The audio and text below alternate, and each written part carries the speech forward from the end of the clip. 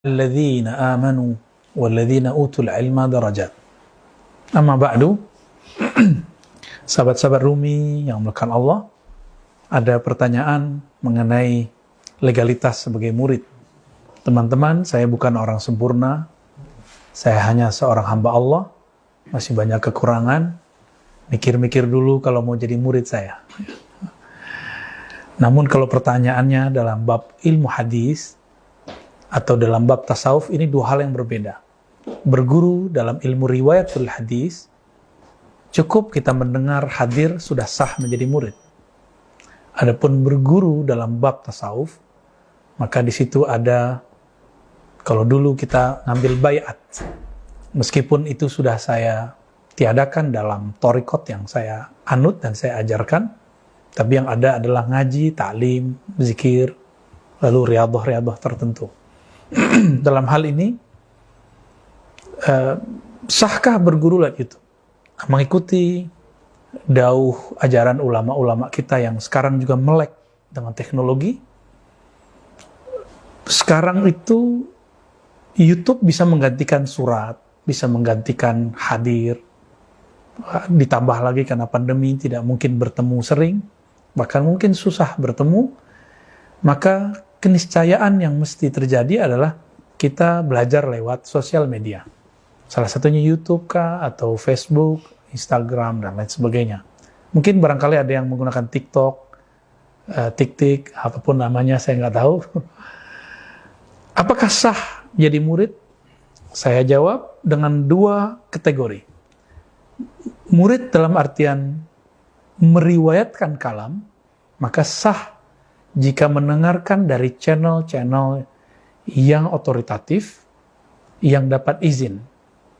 Ya, salah satunya Cafe Rumi, Ribat, Al-Badr misalnya, itu semua saya izinkan.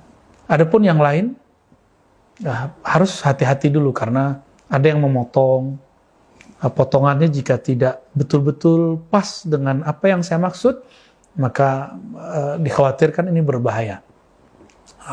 Dalam hal ini para ulama kita mensyaratkan, misalnya di Mesir ada Syekh Ali Jum'ah, Syekh Yusri, mereka berdua sepakat mengatakan bahwa sah berguru lewat YouTube apabila mendengar secara utuh. Tapi tabiat kita suka mendengar 10 menit, 3 menit, 5 menit, karena memang tabiat manusia mau instan. Inilah tidak adilnya kita dalam beragama. Jika kerja mau dari pagi sampai sore, tapi untuk beragama cukup 5 menit, 5 menit. Bagaimana mau jadi alim? Bagaimana mau jadi orang hebat dalam beragama? Tapi apabila mendengarkan dari channel yang sah, potongannya direkomendasikan oleh orang-orang yang ahli, maka sah sebagai murid dalam artian meriwayatkan saja. Mendengarkan, meriwayatkan.